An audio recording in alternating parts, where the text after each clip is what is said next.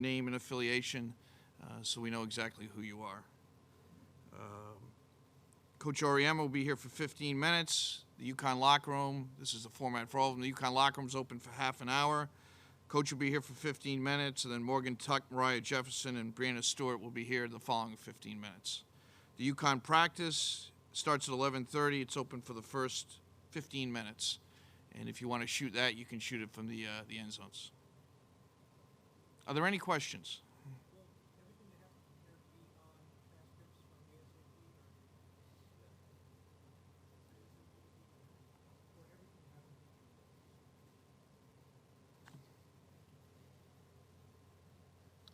Okay, we got Coach Auriemma coming into the room.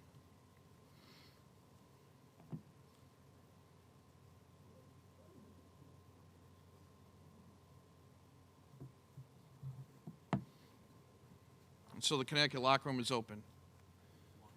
And we're supposed to introduce the SIDs. I don't know if he's here, but I think everybody knows Pat McKenna. Hey, Gino. How are you? Good, good.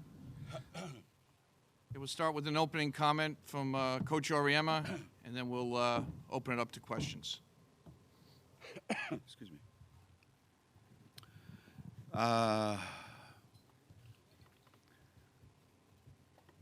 Opening comment. There's really not much that I think you can say at this time of the year. You know, we're pretty excited that we're playing a team that we haven't seen, not only haven't seen this year, but haven't seen ever. So I think that's good. Obviously, everybody knows that, you know, we're trying to do something that's extremely difficult to do, and that's, you know, win a national championship, as they are and as the other two teams are in this regional. And as I told the players on the team, you know, our three seniors are about as good as it gets. And if we get everybody else to do their part, then we're going to be okay. John? Gino, when Vic Schaefer was at Texas A&M, he built himself a nice reputation for being a defensive specialist for Gary Blair. And I'm wondering, if you look at your team, is there a defensive strategy that can be developed that can get you out of sync? Sure there is. Sure there is. It's a defensive strategy that forces you to miss shots. And sometimes, you know, sometimes it's because you guard us really hard and we miss shots. And in some games this year, you just stand there and let us shoot and we miss shots. So I think, you know, we take great pride in our defense. You know, like, we think we're a pretty good defensive team. But it's been my experience that, for instance, us trying to guard Courtney Williams during the regular season. Defense is really, really good, and it's really, really important, and you have to have it to win championships. But the best defender can't keep a great offensive player down. You know, as I told you guys 100 times, I'm a great fan of baseball. You throw the right pitch at the right time in the perfect spot, and the guy hits a 3-run homer. What the hell are you going to do? So great offensive players can overcome great defense. Not always. Not always. But there's a defense for everything, obviously. But somehow or another, great offensive players figure out how to play against great defenses. Marvin Chambers, Houston Sun and Woman Hoops World. Gino, first and foremost, happy belated birthday. Thank you. Thank you. How's it important for UConn that Morgan Tuck and Mary Lou start off the game quickly? You know, it seems like every game that we play, we seem to get the the same shots. And sometimes you just shake your head and you can't understand why they don't go in. Like in Tuck's case, Tuck, when she gets it going, I mean, she's unguardable. There's nobody on the floor, either Mississippi State or Texas, UCLA, or anybody we've played this year. You can't guard her because she just can score from every part on the floor. So when she doesn't make shots, it's like a big shock because, it's just a matter of time before she's going to make them. But when she starts off a game where she's on it, she's got it, that's a big difference for us. And Lou's a freshman, so we can get a game like we got against Robert Morris, or we can get a game like we got against Duquesne. When you're a freshman, you're never quite sure what you're going to get. So I think she's going to be great tomorrow. Kevin Baxter, LA Times. Thanks for your time. Welcome. Another coach that won 10 national championships had a pyramid of success. Do you have a secret formula, a secret philosophy that you fall back on, similar to the pyramid of success that John Wooden had? Yeah. If you asked me what Coach Wooden's pyramid of success was, I couldn't name you one of them. So my pyramid of success is the same as his. His was Alcindor, Walton, and Gail Goodrich, and you name them down the line. Mine's Diana, Maya, Stewie. That's my pyramid of success. And I think that's every great coach's pyramid of success. So once you start with that, then you go, okay, well, he got the absolute best players in America every year. We get the best players in America every year. That's what everybody thinks. The things we fall back on are, I'm sure, the same things that every successful coach falls back on is that every day we try to live up to our potential. So every day we're trying to make sure that if Stewie's the best player in the country, then she has to be the best player in the country every day in practice. There's no days off. And if Mariah Jefferson's the best point guard in the country, then she has to be the best point guard in the country every day with no days off. And I've noticed that in some other places, the best players get days off. They get to take plays off. They get to take, they get certain liberties that the other players don't get. That doesn't happen at our place. And that's the only thing I can tell you that we fall back on is our best players have to be great every single day, and then that raises the level of everybody around them. You're welcome. Gareth Burke with SNY. When you talk about Stewie being the best player in the country and that she has to be that every day, Right. and yet you see her play get even better on a bigger stage, how does she find that gear? What does she draw from inside of her to play her best basketball this time of year? Well, I'm not inside her head, so I don't know. I mean, if you cut her open, she would be the same as every other kid playing in this tournament physically. But some people just have the ability to summon up what they need when they need it. She's like that in that, we talked yesterday a little bit about being courageous. That if you're courageous, then you have a chance to use whatever gifts you have. If you're not courageous, all those gifts you have are pointless. So we talk a lot about, courage. What Winston Churchill say? It's grace under fire. There's no such thing as not being like, I'm not afraid. Sure you are.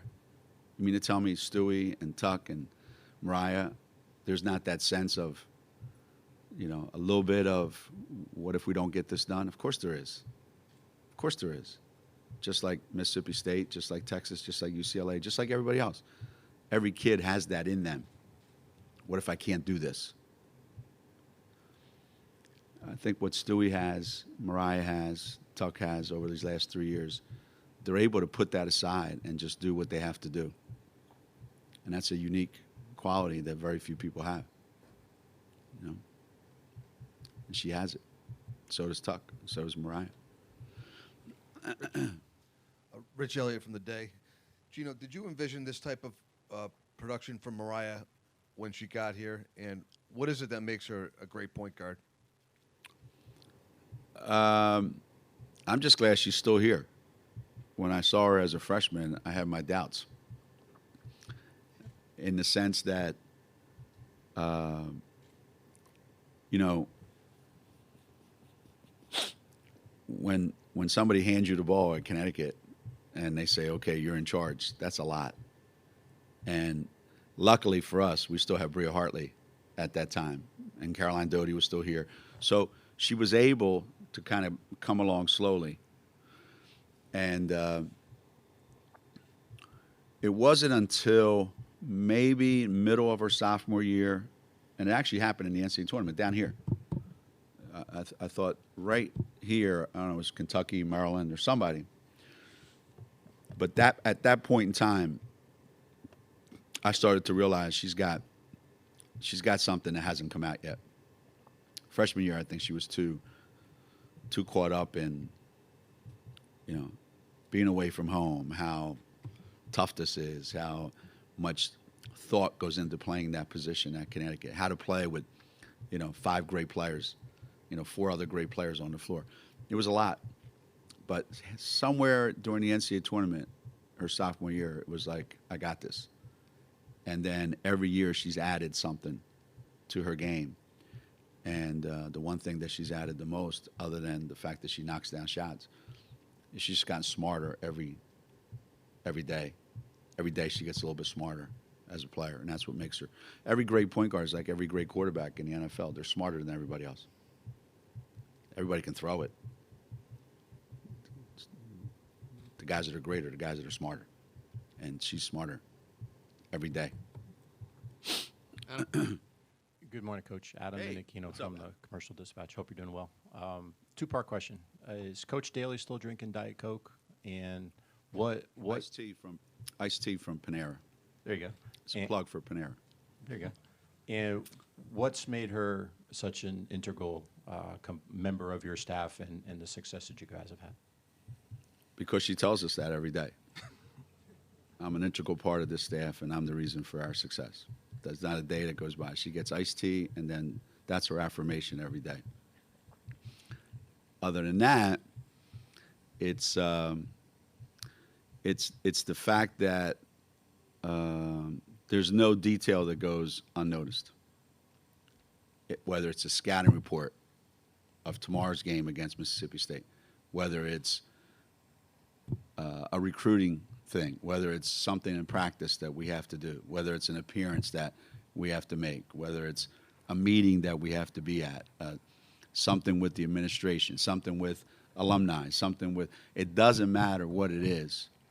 Whatever it is that we have to do, there's absolutely no detail that goes unnoticed, unchecked. And it's been like that for 30 years, and it's unwavering. It's unwavering. And, you know, the reason why the players like me better is because I tell them, you can do whatever you want. Because I know the minute I say that, all hell's going to break loose, and they're not going to be allowed to do anything. Because she'll just clamp down on it. We have 2 more questions. We'll have Jim and this gentleman down here Jim Fuller, New Haven Register. Really? That's it? Then I'm done? for this part. All right. 15 minutes. That's it. Jim Goes quick. Fuller. Make it a long question. All right, I will. Yeah. Jim Fuller, New Haven Register. They have 2 players combined, about 50 charges taken.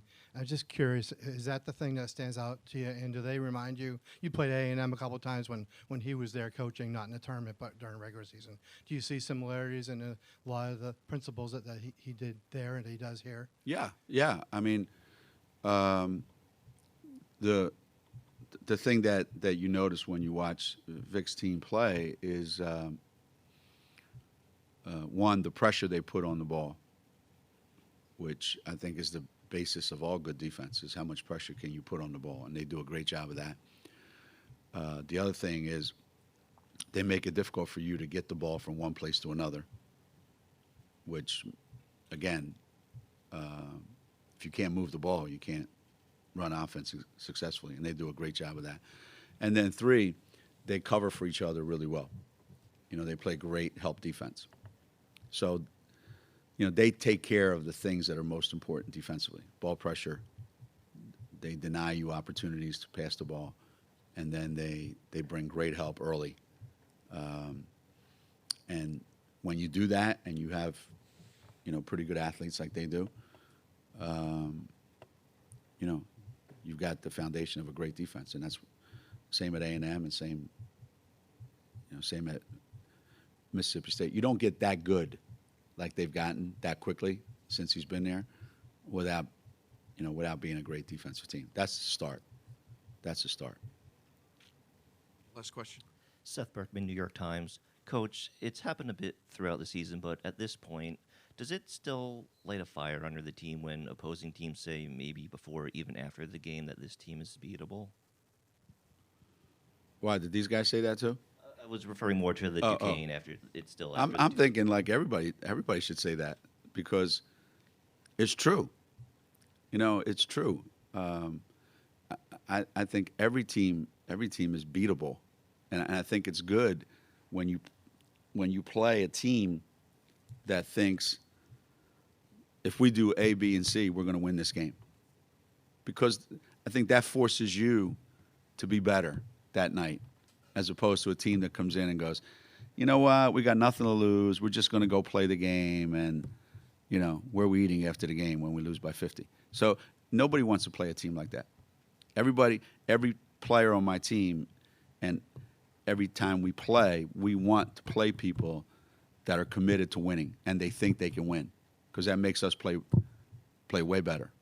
And I think that's, you know, all of us, the more we're challenged by somebody who thinks that they're better than us, the more we can rise to the occasion. And my players don't take it as a slight or anything like that. That's a sign of respect. Okay, thanks, Coach. All right. We'll have Thanks, the guys. Connecticut student athletes up here in a few minutes. The Connecticut locker room is open for another 14 minutes and 15 seconds. Student athletes that don't go to school on Fridays can go down here. We're homeschooled.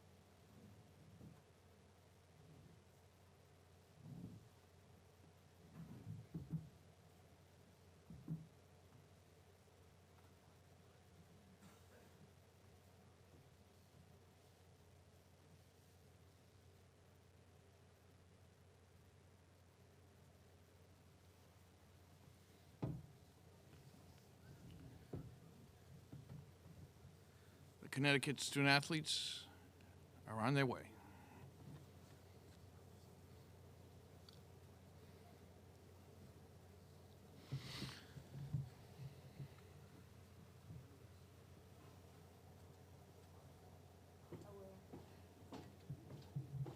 Yes. You guys know the drill?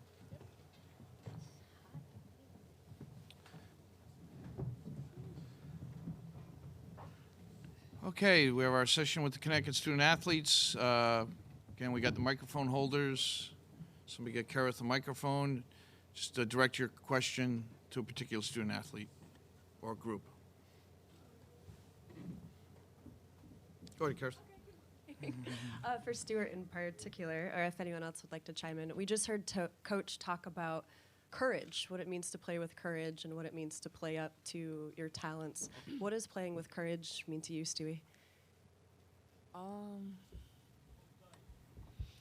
You know, it's funny because Coach was just talking about this with us in practice yesterday, and you know, courage can mean a lot of things, and I think you know, when I think of courage, I think of, you know, playing through the adversity, the fear, the jitters that you have, you know, in the NCAA tournament games, and being able to, you know, get through whatever happens in the course of a game or the course of a practice. You know, we're getting into the serious parts of the season. You know, I don't think there's anything more serious than this. And, you know, there's going to be times where people struggle, and just being courageous to get through that instead of just letting yourself fall. John Altavilla, Hartford Current. Morgan, has any defense this season come close to discombobulating UConn's offense? And do you think it's possible for someone to do that? I think that we've played against some really good defenses, but I think the thing that has made our offense not good is us and just kind of going too fast or rushing things. And I think, you know, once we kind of slow down, then our offense is good. So, you know, I do think that we're going to come across really good defenses, especially Mississippi State. You know, they're big and athletic, and they're going to have a lot of pressure.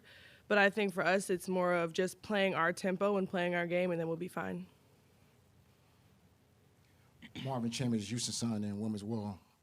Mariah, big game. You watch these guys on tape. What are some of the things that you said, I have to make sure I make an immediate adjustment to help me win this game? I think the biggest thing is going to be controlling the tempo. They really like to run and get out and press a lot, so we have to be strong with the ball, making sure we're not having any turnovers that we don't need to have, and just really controlling our pace. It's about the way we play and just making sure that we're controlling the offense.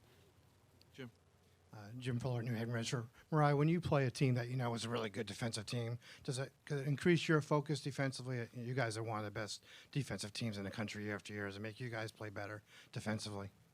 I guess you could say that. I mean, we really try to come out and play the same every game, so our defensive intensity is always going to be really high. So we're going to come out and play defense the way we've been playing all year and try to get some good stops for our team. To follow up on that courage question you mentioned, sometimes you have to push through fear. I would wonder if people would assume that at this point you are fearless. Do you get nerves, or do you feel yourself pushing through things as you chase history with your teammates? Well, I think anyone who is into the NCAA tournament and doesn't have any type of nerves going into the game, you know, I would say you're lying, or I don't know.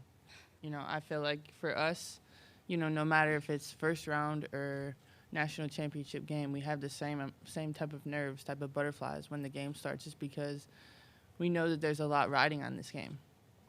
And I think the difference is, you know, finding a way to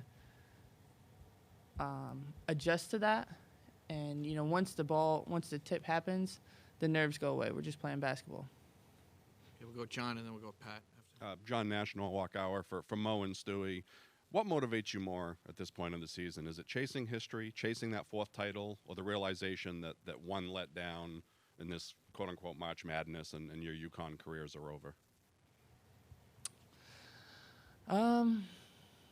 You know, I think what means more to us is right now we're chasing one. We're just chasing one. And the other three we have, which is, I mean, we sound selfish every time we say it, but that's the truth. And, you know, realizing that yeah, this is our senior year. You know, this is the biggest year of our career, and we want to make sure that it's the best one. Couldn't say it any better. Associated Press. Mariah, what have you worked on this year that has elevated your game more than it was, you know, the last couple years? What is it that you concentrate on, and has the game slowed down to a point where you think you've seen everything you need to see when you're out on the court? One of my biggest focuses on this year was working on my mid-range game. Just kind of focusing on that so that I could have a third aspect, not just shooting threes or driving to the basket. But I think the biggest thing for me is just knowing what these guys like, and I know our offense so well that we can run plays no matter what and do something different out of each of those plays. So I think just learning the game more and knowing what plays I need to call at what time has been the biggest thing for me. Rich. Rich Elliott from the Day. Mariah, there's been a lot of great point guards that have come through this program. What would it mean for you to set the assist record? It would mean a lot. I think assists are one of the biggest things that I focus on here. I play with some of the best players in the country, so anytime I can make sure I'm getting the ball on time and setting them up for a bucket means a lot to me. So if I could come in and set that record in front of all the great players that have been here before, it would mean a lot to me. Morgan, over here. How's important to your psyche that you start off the game quickly for UConn? It's important. I think all of us want to have a really good start. It just kind of gets the game going a little bit better, and I think we're a little more confident. But we've had some struggles with that at times. So I think our mindset is just, no matter how the start is, it's more important about how you finish it. John. Ladies, how do you take the pressure off yourselves at this time of the year? How do you have fun? How does the team kind of chill and just sort of take a break from the the emotional stress that might be on it? Yeah, we just kind of do what normal people do. We might go to the movies or go eat, just kind of hang out with each other where we're not really thinking about basketball. Like, I know me and Stewie went to go see the new movie Allegiant, so we do stuff like that. Yeah, it's good. We do stuff like that just to, enjoy the time with each other. We know that this this time is really about basketball, but at the same time, we want to enjoy it with our teammates. And I think our practices, we're having the most fun in our practices than we've had all season. And just realizing that this is the most exciting time of the year. It's not, I guess you could get clouded if you think about the bigger picture of everything like that. But, we're thinking, how many times are we going to be on the court together? Stewie and Morgan, can you just sum up what Mariah has meant to this team over the last few years?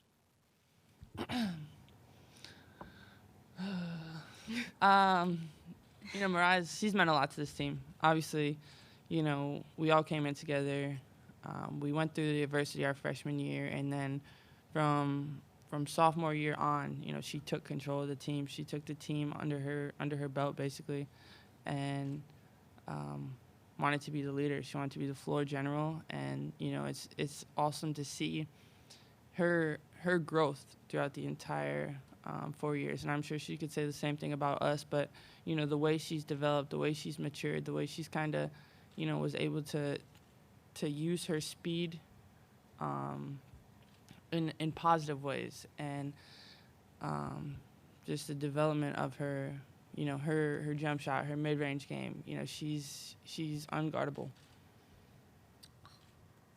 And I think, kind of going off Stewie, I think something with Mariah is like all three of us are leaders, but I think Mariah's role in that is she's kind of the intense one. She gets on people a little bit more, and she's really, really intense. So I think she brings that aspect to the team, but at the same time, she's the first one to pull someone aside and like the most encouraging. So she really knows how to get people to, I guess, live up to their potential and really play their best, without them feeling like there's so much pressure and, there's nothing that they can do. She's really good at making sure people are really level-headed and they're able to, play really well. Anything else? No? Okay. Thank you for joining us today. Once again, the Connecticut practice starts at 11:30, and the first 15 minutes are open, and we'll see you back here for the 12:25 Mississippi State press conference.